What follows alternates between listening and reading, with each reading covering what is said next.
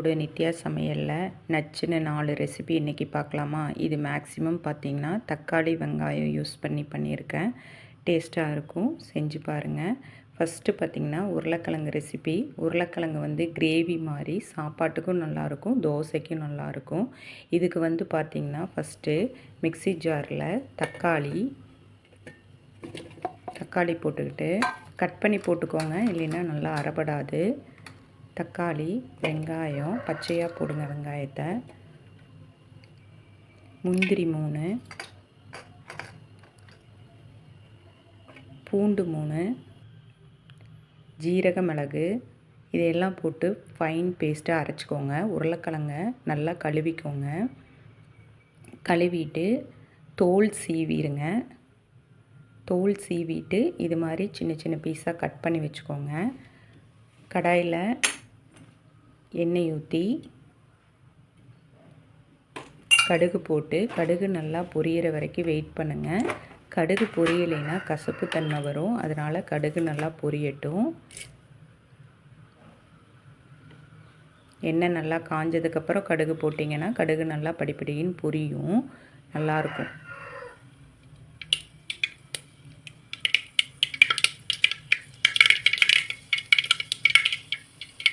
கடுகு பொரிஞ்சதுக்கப்புறம் பெருங்காயத்தூள் கொஞ்சம் சேர்த்திக்கோங்க. ஏன்னா உருளைக்கிழங்கு கேஸ் அப்படிங்கிறதுனால கொஞ்சம் பெருங்காயத்தூள் சேர்த்திக்கோங்க. இது ஆப்ஷனல் தான். வெங்காயத்தை வெட்டி வச்சதை உள்ளே போட்டுக்கோங்க. பூண்டு கொஞ்சம் முழு பல்லாக போடுங்க, டேஸ்ட்டாக இருக்கும். கருவேப்பிலை போட்டுக்கோங்க. நல்லா வதக்கி விடுங்க. வெங்காயம் நல்லா வதங்கணும், பிரிஞ்சு நல்லா வதங்கணும். வதக்கி விடுங்க.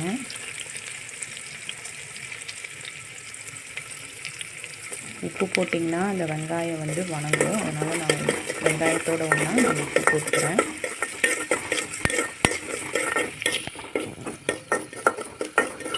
நல்லா வதங்க விடுங்க.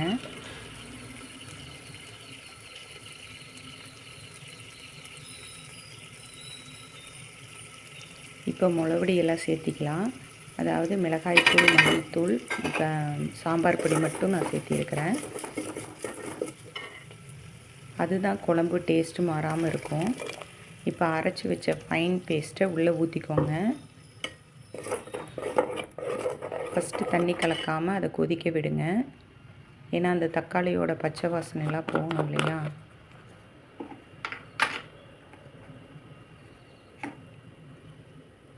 மஞ்சத்தூள் சேர்த்திக்கோங்க.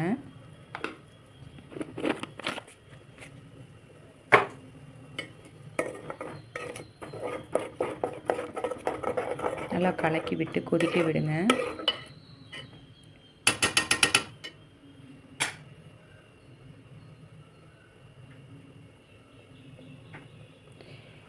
தண்ணி ஊற்றிட்டிங்கன்னா அந்த பச்சை வாசனை போகாது, அதனால் தண்ணி ஊற்றாமல் தக்காளியும் வெங்காயம் பச்சை வாசனை போகிற அளவுக்கு அது நல்லா கொதிக்கட்டும். இப்போ உருளைக்கிழங்க போடுங்க.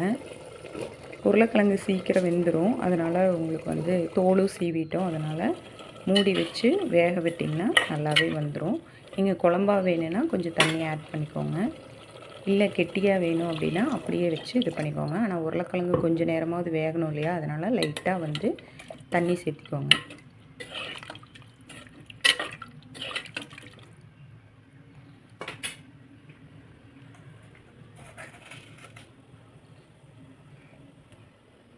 கொஞ்சமாக தான் உப்பு போட்டேன், அதனால் இப்போ கொஞ்சம் உப்பு போட்டுக்கிறேன். நான் வெங்காயம் போது மட்டும் உப்பு போட்டேன்.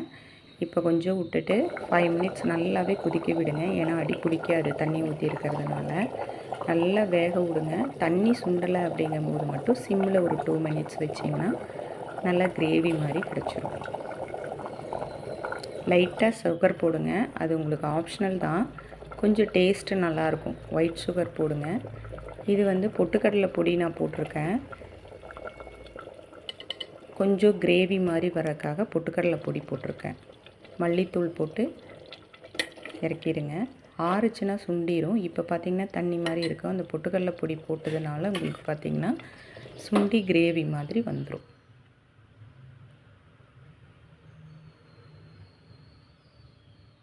டேஸ்ட்டாக இருக்கும், செஞ்சு பாருங்கள். அடுத்த ரெசிபிக்கு போகலாமா.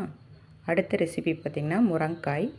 அதே மாதிரி தான் வெங்காயம், பூண்டு, தக்காளி மட்டும் ஃபைன் பேஸ்ட்டாக அரைச்சிக்கோங்க. தக்காளியை கட் பண்ணிக்கோங்க, அரைப்படாது, அதுக்காக தான். மற்ற எதுவும் போட வேண்டாம். முருங்கைக்காய்க்கு சீரக மிளகெல்லாம் போட்டிங்கன்னா உங்களுக்கு மாதிரி ஒரு கச்சை மாதிரி ஒரு ஸ்மெல் வரும். அதனால் முருங்கைக்காய் இது மாதிரி க்ளீன் பண்ணி எடுத்து வச்சுக்கோங்க. எண்ணெய் ஊற்றி கடுகு போட்டு நல்லா கடுகு பொரியட்டும்.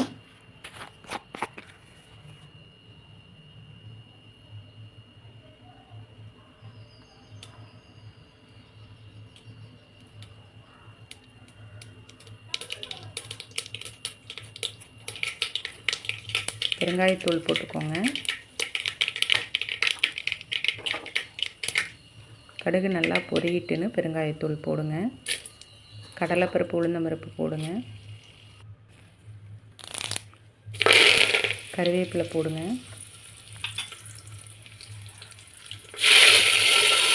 அரைச்சி வச்ச விழுதை ஊற்றுங்க. ஊற்றி நல்லா கொதிக்க விடுங்க. அந்த தக்காளியும் வெங்காயம் பச்சை வாசனை போகணும். உப்பு சேர்த்திக்கிறேன்.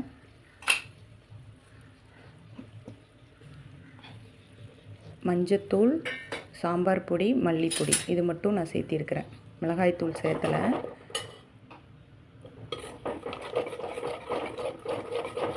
இதை மட்டும் நல்லா கலக்கி விட்டு நல்லா கொதிக்க விடுங்க.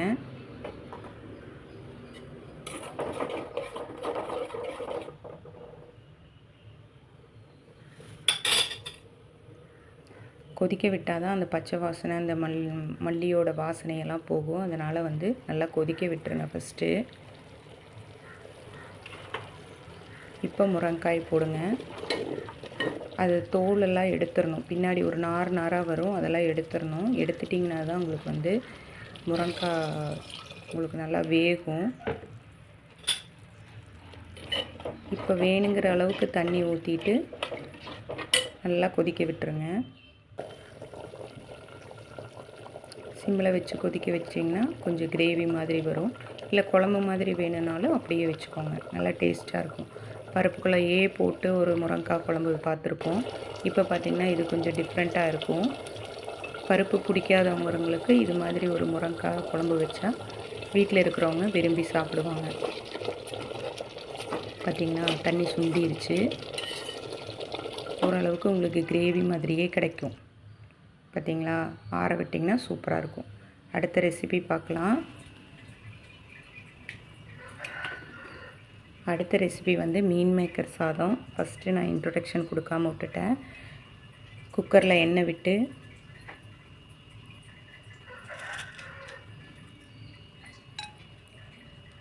பட்டை, கிராம்பு அது மட்டும் போட்டுக்கோங்க.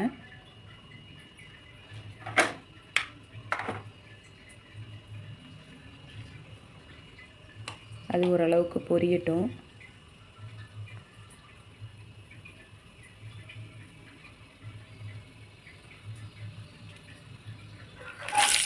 வெங்காயம், மிளகா போட்டுக்கோங்க. மிளகா கிள்ளி சேர்த்த மாட்டேன் நான். ஏன் அப்படின்னா அதனோட விதையெல்லாம் ஒரு மாதிரி இருக்கும். அதனால் நான் முழு மிளகா தான் சேர்த்துவேன். உங்கள் விருப்பம் தான், ஆப்ஷனல் தான். நீங்கள் கிள்ளியும் சேர்த்துக்கலாம், முழு மிளகாயும் சேர்த்துக்கலாம்.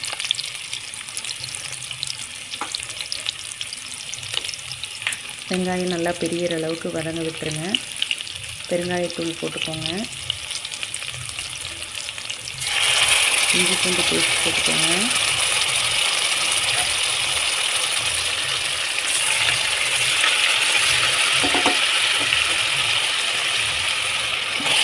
தக்காளி மீன் வாக்கில் கட் பண்ணி போட்டுக்கோங்க. மிளகாய் தூள் சேர்த்துக்கோங்க. மஞ்சள் தூள், உப்பு, இந்த மூணையும் நல்லா சேர்த்து நல்லா கலந்து விட்டுக்கோங்க.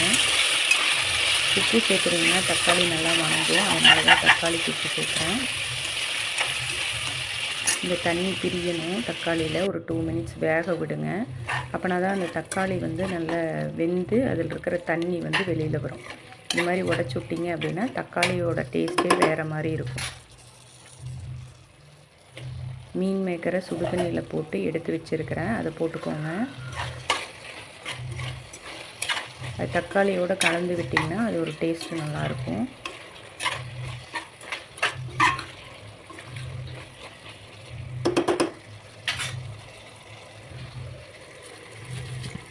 இப்போ அரிசி கழிஞ்சு போட்டுக்கோங்க. நான் 1 டம்ளர் வச்சுருக்கேன். 1 டம்ளருக்கு 3 டம்ளர் தண்ணி ஊற்றணும். நம்ம நார்மலாக அரிசிக்கு எவ்வளோ வைப்போமோ அதே அளவு வச்சிங்கன்னா ஓகே தான். அதிகமாக வைக்கணுங்கிறது இல்லை, ஏன்னா தக்காளியில் இருக்கிற தண்ணி இருக்குது. அதனால் அரிசி வேகிற அளவுக்கு எவ்வளோ தண்ணி வைக்கணுமோ அவ்வளோ தண்ணி வச்சிங்கன்னா போதுமானது. லெமன் ஒன்று புழிஞ்சு விட்டுக்கோங்க.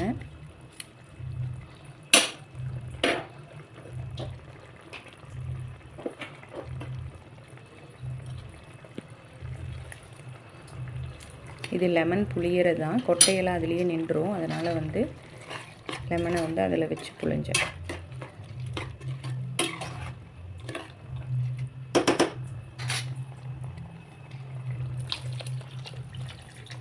ஒரு டம்ளர் அரிசிக்கு 3 டம்ளர் தண்ணி விட்டுக்கோங்க. ஒரு 5 மினிட்ஸ் கொதிக்க விடுங்க.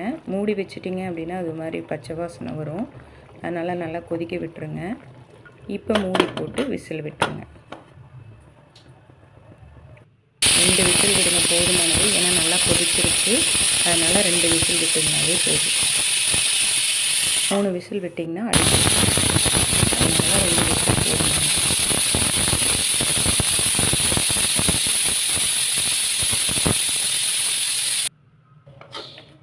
இப்போ ப்ரெஷர் ரிலீஸ் ஆயிடுச்சு.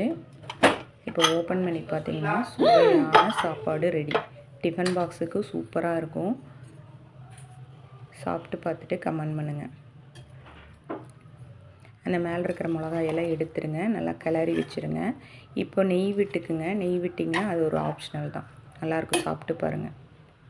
அடுத்த ஒரு ரெசிபி ஒரு கிச்சடி பார்க்கலாம். கேரட், பீட்ரூட், பட்டாணி, கோதுமை ரவை இதெல்லாம் கட் பண்ணி வச்சுக்கோங்க.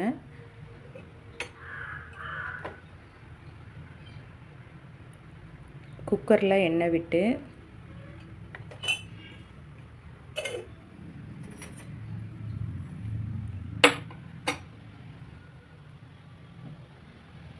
எண்ணெய் நல்லா காய விட்டுருங்க.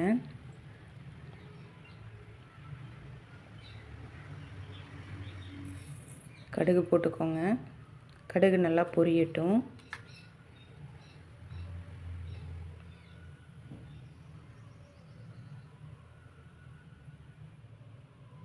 வெயிட் பண்ணுங்கள், கடுகு நல்லா பொரியணும்.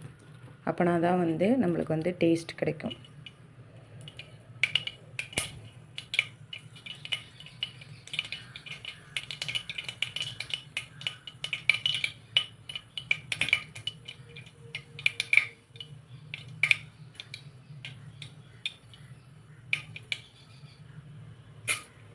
கடலைப்பருப்பு, உளுந்தம்பருப்பு போட்டுக்கோங்க.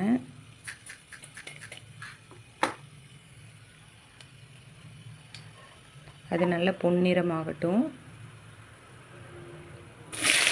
வெங்காயம் உங்களுக்கு எவ்வளோ அதிகமாக வேணுமோ அவ்வளோ அதிகமாக போட்டுக்கோங்க. அந்தளவுக்கு எண்ணெய் நீங்கள் சேர்க்குற மாதிரி இருக்கும். மிளகாய்,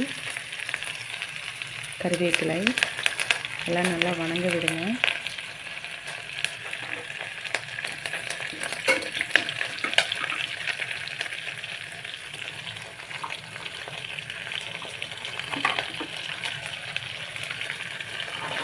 இப்போ காய் வந்து கேரட், பீட்ரூட்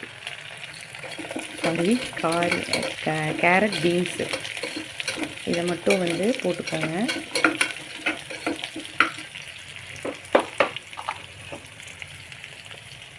உப்பு சேர்த்திக்கோங்க வணங்குறதுக்காக. பச்சை பட்டாணி தண்ணியில் போட்டு வச்சுருக்கிறேன், அதை வந்து சேர்த்திக்கோங்க.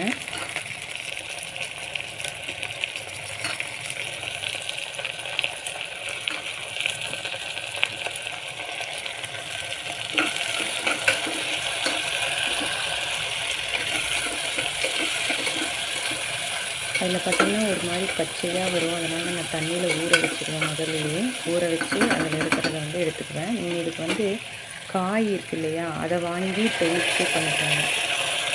தண்ணி சேர்த்துக்கோங்க, வேக விடுங்க. காய் கொஞ்சம் நேரம் வேகட்டும். ரொம்ப தண்ணி ஊற்றிட்டிங்கன்னா அந்த கேரட்டும் பீன்ஸும் வேகாது. அதனால் ஒரு 2 மினிட்ஸ் வேண்டியதில் 1 மினிட்ஸ் விட்டிங்கன்னா கூட போதும். உப்பு சேர்த்திக்கோங்க. இப்போ கிச்சடிக்கு தேவையான அளவு தண்ணி ஊற்றிக்கோங்க. நல்லா கொதிக்க விட்டுருங்க. கோதுமை ரவை அல்லது வெள்ளை ரவை எது வேணாலும் யூஸ் பண்ணிக்கலாம். கோதுமை ரவை யூஸ் பண்ணிக்கோங்க. போட்டு நல்லா சீக்கிரமாக கிளறி விட்டுக்கோங்க, இல்லைன்னா கட்டி சேர்ந்துடும். நல்லா கொதிக்க விட்டு மூடி வச்சுருவோங்க.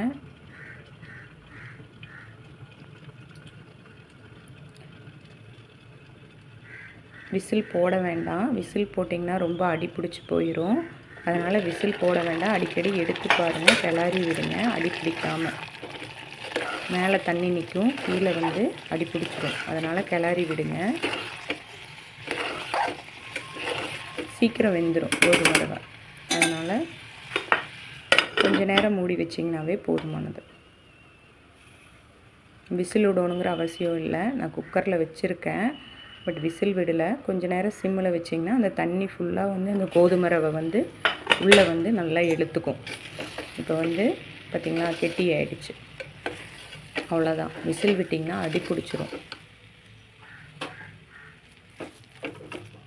இது ஈஸியாக வந்துருச்சு. இப்போ குக்கரை ஆஃப் பண்ணிவிட்டு நீங்கள் எடுத்துக்கலாம். சுவையாக இருக்கும். செஞ்சு பாருங்கள். 4 ரெசிப்பியுமே ஈஸியாக செய்யக்கூடிய ஒரு ரெசிபி தான். செஞ்சு பார்த்துட்டு சாப்பிட்டு கமெண்ட் பண்ணுங்கள். ரொம்ப நல்லாயிருக்கும். எனக்கு சப்ஸ்கிரைப் பண்ணுங்கள், சப்போர்ட் பண்ணுங்கள்.